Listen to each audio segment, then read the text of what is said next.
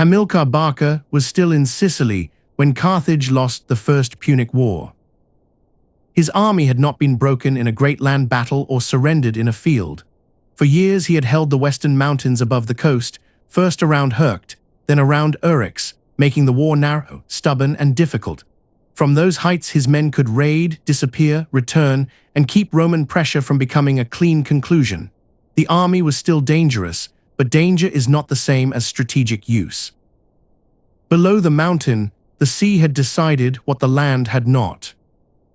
In 241 BC, off the Aegates Islands, the last serious Punic fleet of the war was defeated.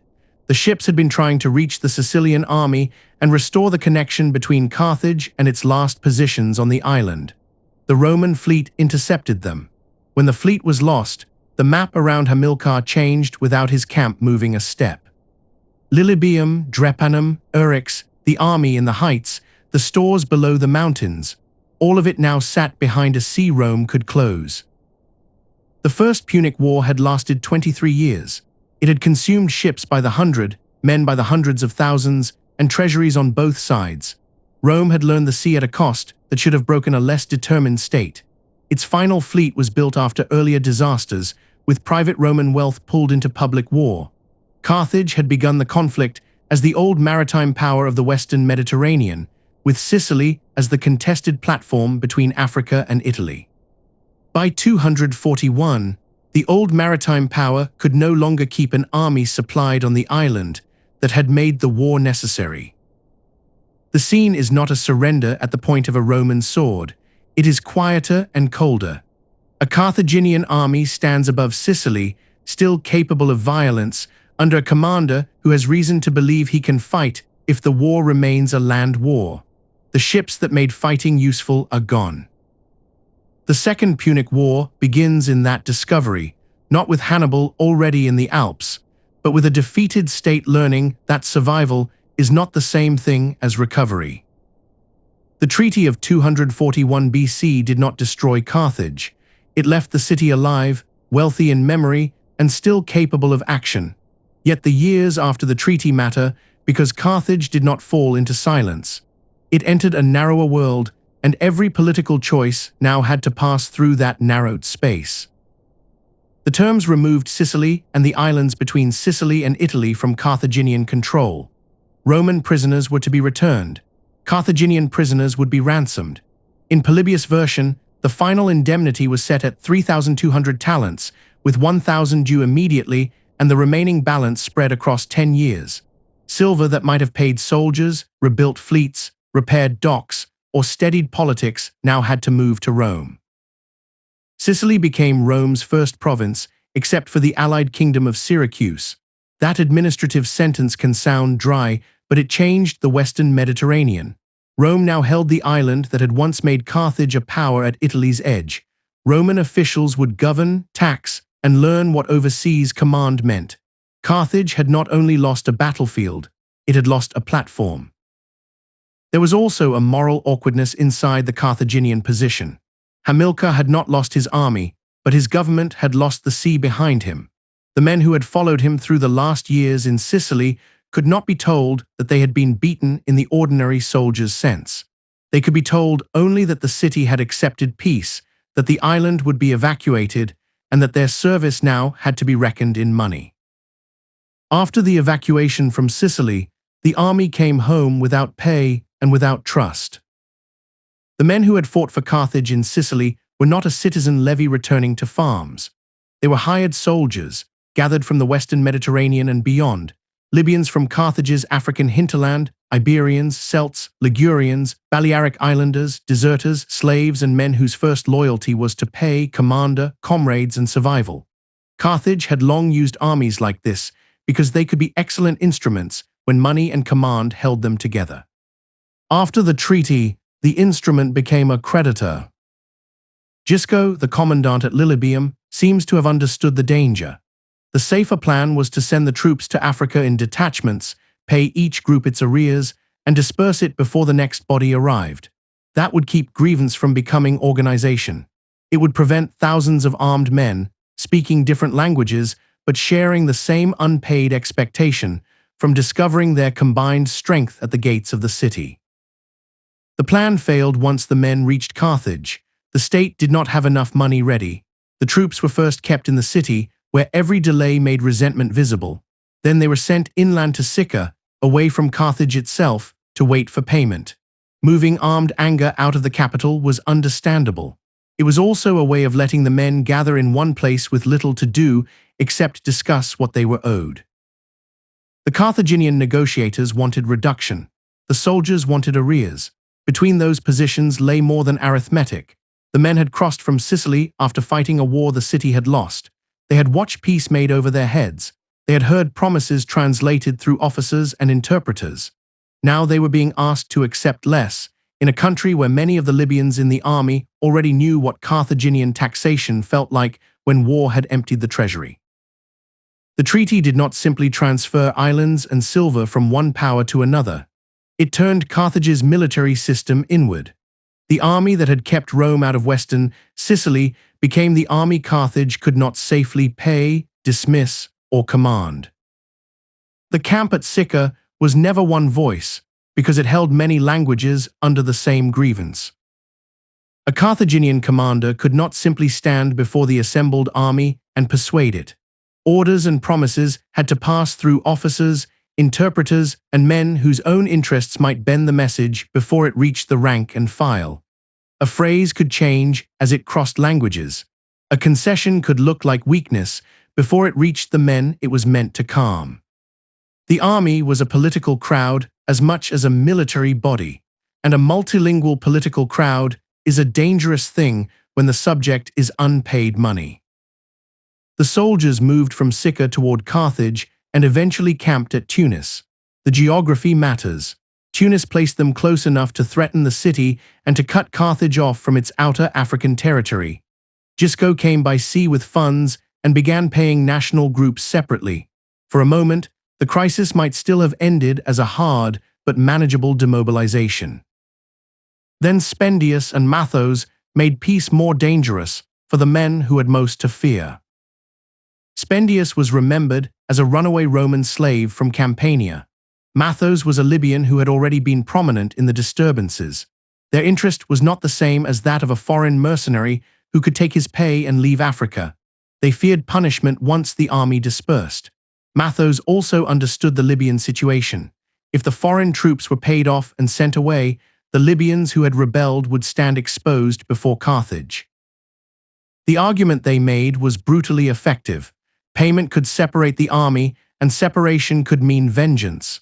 The Libyans were persuaded that the safest course was not settlement but continuation. Spendius and Mathos were elected as leaders, and a pay crisis widened into the Libyan and Mercenary War. The rebels held Tunis, threatened Carthage, and besieged Utica and Hippo Acra. The cities and countryside around Carthage became part of the conflict. Libyan towns supplied men, money, and provisions to the rebels. Carthage was not merely dealing with foreign soldiers who had become troublesome after a campaign. It was facing anger from the African system that had paid for its wars and borne the weight of its taxation. That African dimension matters because it prevents the revolt from shrinking into a barracks mutiny. Carthage's empire in Africa had financed the war against Rome, and the pressure of taxation had been felt by communities that did not sit in the great harbor city or share fully in its profits. When the mercenaries rebelled, they opened a door through which older grievances could enter. The unpaid army gave the countryside a military center. The countryside gave the unpaid army depth. There is a reason ancient memory called this the war without peace. The fighting became cruel in a way that closed doors behind it. Cruelty was not decoration around the war, it was one of the engines that kept it running. Once prisoners were tortured, mutilated, or killed, compromise became harder to imagine. Once each side believed the other would offer no mercy, practical politics narrowed toward annihilation. Carthage had to build a loyal army while surrounded by the consequences of its own methods. Citizen troops were armed. Civic cavalry was mustered. Mercenaries were hired where they still could be. Ships and smaller craft were prepared under the pressure of emergency. The urgency shows how deeply the war had entered the state. A commercial and naval power that had preferred to hire much of its military labor now had to ask its citizens to stand inside the fire. Hanno appears in the tradition as one of the commanders during the emergency. Hamilcar soon became the more important one in the tradition, but the tradition has its own pressure. It gives Hamilcar the role of restorer and can make Hanno look like the necessary foil. The contrast can mislead. Hanno's failures may have been real without turning him into a convenient fool, and Hamilcar's ability can be recognized without turning a civic emergency into a one-man rescue. Hamilcar mattered because he could make Carthage fight again. He had returned from Sicily angry, experienced, and closely tied to the army's memory of the last war. In Africa, he showed the field skill that would make his name larger than his Sicilian raids alone. Goldsworthy is careful here. Hamilcar's campaigns against the rebels demonstrated his ability more clearly than his operations against Rome had done. But Carthage was not saved by a single heroic man walking onto a painted stage. It was saved by an ugly combination of restored command, tactical recovery, political necessity, citizen mobilization, and the exhaustion of enemies who had made too many settlements impossible. Hamilcar and Hanno eventually had to work within the same effort because there was no city left to rule if the war was lost. By the end, the rebels were destroyed. The war had lasted more than 3 years and came close enough to disaster that later accounts could remember it as one of the most savage struggles of the age. Carthage survived the war in Africa, but survival had changed it. The city had learned that a hired army could become a state-threatening creditor. It had learned that its African subjects could make common cause with the men it had failed to pay. It had learned that Rome could watch Carthage bleed and decide how much restraint suited Roman interest. The Sicilian War had been fought against an enemy across the water. The Mercenary War was fought against the unpaid memory of that war at home. Rome did not immediately exploit Carthage's weakness in the most obvious way, and that restraint makes what followed sharper. During the African revolt, Rome did not simply join the rebels against its former enemy. Goldsworthy and Mackay both preserved the initial restraint. Rome had a treaty. It had just ended a war that had nearly exhausted both powers. It was not yet ready to turn every Carthaginian crisis into a Roman possession. It even allowed Carthage to recruit mercenaries from Italy despite restrictions that might otherwise have mattered. Then Sardinia changed the calculation. Mercenaries on the island appealed to Rome. Carthage regarded Sardinia as its own and prepared to recover control.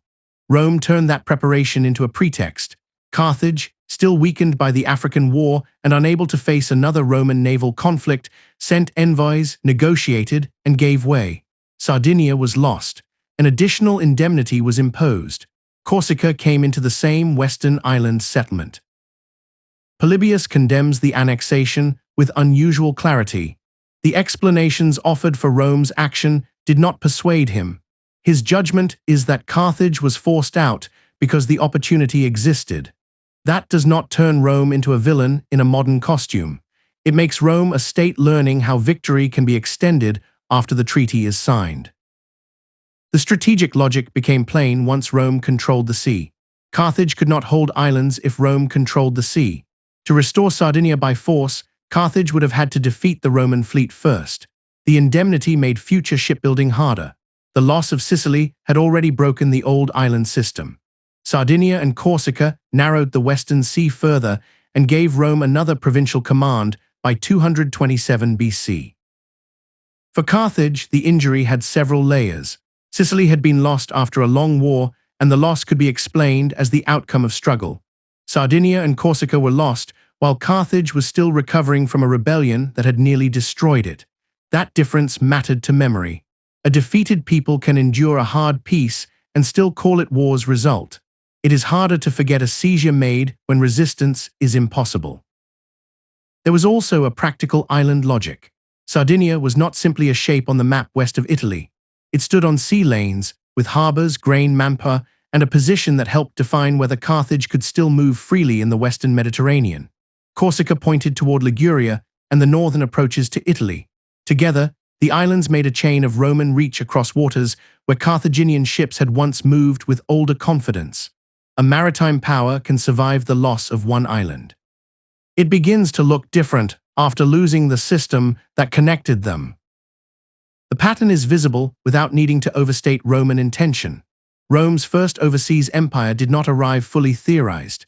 It emerged from war, treaty, opportunity, naval advantage, and the habit of turning temporary command into possession. Sicily had become a province after 23 years of war. Sardinia and Corsica followed because Carthage could not make refusal credible. Rome did not need to announce a Western Mediterranean empire in order to build one piece by piece. The Roman state also learned something about Carthage. Its former enemy could be forced to yield when the fleet balance was gone. Carthage might complain, send envoys, and remember, but without ships enough to contest the water, memory could not hold islands. The Carthaginian conclusion was just as clear. If recovery had to cross Roman-controlled sea, recovery would remain vulnerable. If silver, soldiers, and markets had to be found in places Rome could not yet close, then the answer lay west. Spain was not an afterthought after the old island system had broken. It was the answer to a damaged world. Carthage already had old Phoenician and Punic footholds on the Spanish coast, especially at Gades. After the Mercenary War and the loss of the islands, those footholds became the beginning of a new policy. Hamilcar went west in 237 BC. He did not go merely to satisfy hatred, and the move was too practical to reduce to a family vendetta. He went because Carthage needed resources that the old island empire no longer supplied, and Spain offered a field where Roman naval pressure was not yet decisive. The Spanish answer had several connected parts from the beginning. Gades gave a base. The Betis Valley and the mining regions around Rio Tinto and Sierra Morna offered silver and copper. Iberian and Celtiberian communities offered soldiers, allies, enemies, and the political field in which a commander could build power. Ports tied the coast to Africa. Coinage, tribute, forced labor, alliance, marriage, and campaign success turned geography into revenue. The mines and coinage matter because recovery had to become visible. Silver could move toward Carthage. Local coinage could attract soldiers. Money sent back from Spain could quiet opposition at home and help meet obligations created by defeat. Yet Spain was not simply a private Barcid kingdom detached from the Carthaginian state. It was a Barcid command, family-led, unusually autonomous, materially useful to Carthage, and politically ambiguous. That ambiguity explains why the next generation mattered so much. Hamilcar could campaign, negotiate, punish, reward, and bind communities to Punic power without every decision passing through the slow politics of Carthage. At the same time, his success helped the city. The more Spain paid, the more the home government could tolerate his autonomy.